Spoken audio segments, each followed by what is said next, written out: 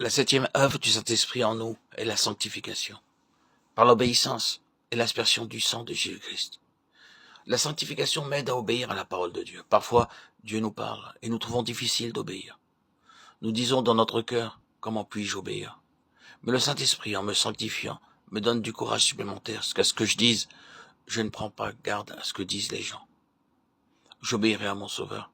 Il m'a appelé pour son service à le suivre, je lui obéirai. S'il désire m'envoyer là, j'irai. Ce qu'il dit, je le ferai. Ce qu'il demande, je le donnerai. Ceci est la véritable sanctification, parce que je sais que tout ce que j'ai est uniquement pour lui. Quelquefois, nous conservons de la vaisselle à l'intention de quelques invités particuliers, et qui ne doit pas être utilisée ordinairement. Il se peut que ce soit au service à café ou à thé, conservé dans le placard, pour un invité d'honneur. Lorsque l'invité d'honneur arrive, le magnifique service est utilisé puis rangé à nouveau. De la même manière, mon corps et mes facultés sont entièrement et uniquement réservés pour le Seigneur Jésus-Christ.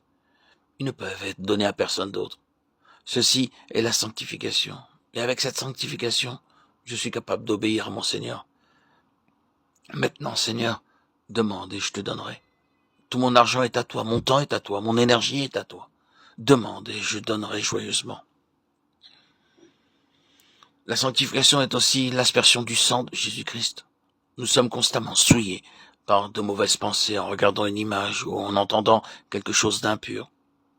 Tout comme nos paupières battent pour enlever la saleté des yeux. Ainsi, lorsque je me sens sali par des pensées mauvaises, le Saint-Esprit œuvre en moi sans détour et apporte le précieux sang pour me laver. La parole de Dieu déclare dans Matthieu 15-19, « Car c'est du cœur que viennent les mauvaises pensées. » Il n'y a pas d'exception. Le seul remède est le sang. Il n'est pas nécessaire d'attendre jusqu'au dimanche de Pâques, à l'instant même où je suis souillé. Je m'écris, Seigneur, s'il te plaît, lave-moi immédiatement. Et il me lave à l'instant. L'œuvre du Saint-Esprit est d'apporter en moi l'aspersion du précieux sang, pour me maintenir parfaitement lavé à chaque seconde, à chaque instant, à chaque heure, et non pas de temps en temps. Certaines personnes prennent un bain une fois par semaine, et elles sont très heureuses. D'autres prennent un bain une fois par mois, et elles sont également très heureuses. D'autres encore prennent un bain tous les 3 mois, et d'autres ne prennent pas de bain durant de longs mois. Il y a des chrétiens du même type qui confessent leurs péchés à Noël, à Pâques ou à l'occasion d'un jour qu'ils considèrent comme important. Ils n'ont aucun souci, aucune conscience souillée. Mais en tant que croyant, je dois être maintenu propre et sans tache, complètement lavé. Et je verrai que le Saint-Esprit pénètre en moi de plus en plus. Si vous êtes souillé, il vous souffle. Sois lavé si tu es souillé, sois lavé. Ainsi, de nombreuses fois par jour, le Saint-Esprit est constamment à l'œuvre pour me laver et me donner un cœur pur. Ainsi, je peux parler avec Dieu librement et jouir de sa présence constante, non par mon propre effort, mais par la puissance sanctifiante du Saint-Esprit. Ces choses vont ensemble. Ainsi, dans 1 Pierre 1,2, nous voyons que la grâce et la paix vous soient multipliées.